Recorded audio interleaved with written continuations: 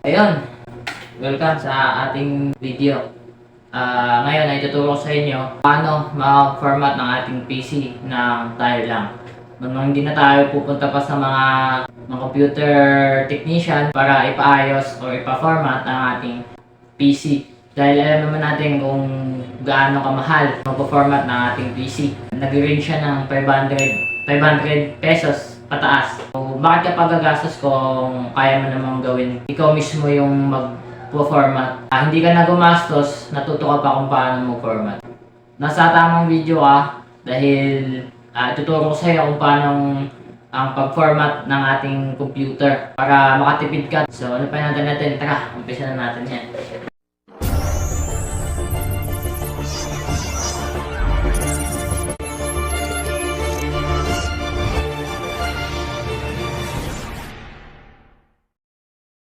Meron tayong flash drive dito na bootable na. Ang kailangan niya dyan, flash drive, computer. Flash drive lalagay natin sa likod. Ito pala computer na to, recycle na siya. Binigay sa akin ng kaibigan ko, hindi na siya gumagana. Ginawa ko ng paraan. Ayun, napagana ko naman siya. Kaya, ito yung pagpapractice natin ngayon. Kung papansin nyo, wala siyang display. No bootable device detected, system enter device. Setup utilities. So, restart na natin yan. Tapos, click nyo ang delete. Ay sa BIOS features. Pagkatapos nyan, makikita nyo itong boot option, priorities. So, doon siya mababasa na maayos. So, ang option 1 mo lang dyan dapat is yung flash drive na gamit mo. Hindi ka mapupunta sa Windows. Kung sakaling gusto mong i-format yung computer mo. Click mo lang to. Yun, Toshiba USB DRV. Yan. Pagkatapos niyan is save mo na F10. Then yes. So ayan. Mabagal lang siya mag-loading dahil na-stuck to ng matagal. Tapos balak na itapon ng kaibigan ko. Tinawagan niya ako na kunin ko yung mga computer na sa bahay nila. Kaya ayun, mga may isang taon din naka-stock to sa kanya, then na-stock din sa akin to ng isang taon. So ayan, nandito na tayo sa sa Windows setup. Wala kayong babaguhin dyan, next nyo lang yan. Tapos install now. So hingan kayo ng product key, pero pwede nyo naman na-ignore yan kung hindi naman license yung nyo.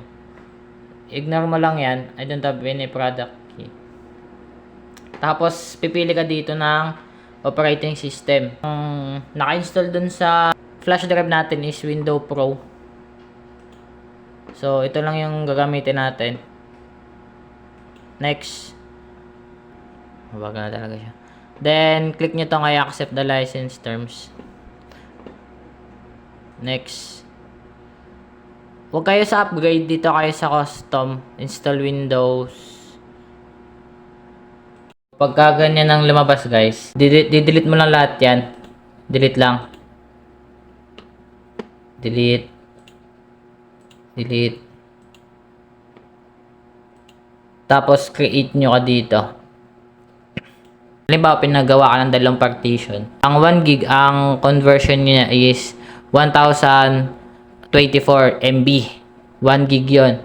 So, ano mo lang yun, ita-times mo lang yun. Pag times mo yon, yung 1024 times 50, ang maging kalabasan niya is 51,200. So, i-apply natin, titignan natin kung exact ba talaga na 50 gig yung makukuha natin pag in-apply natin to. So, apply. So, ayan. Kung mapapansin nyo, meron tayong 50 gig na dito sa partition 2. So, ang gagawin mo lang dyan, i-format mo din yan syempre. Format. Ayan. Apply mo pa to, apply.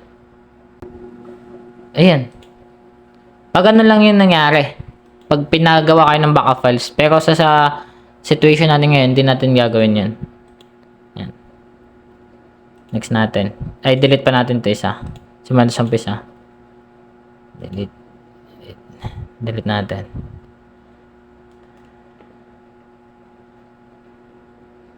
Okay na yan. So dito tatandaan nyo, hindi nyo pwedeng pag may unallocated na nakalagay, inyo nyo lang ulit. Apply. So ayan. Tapos wag niyo kakalimutang i-format. Ayan, tas next lang. Tas antayin na lang natin matapos.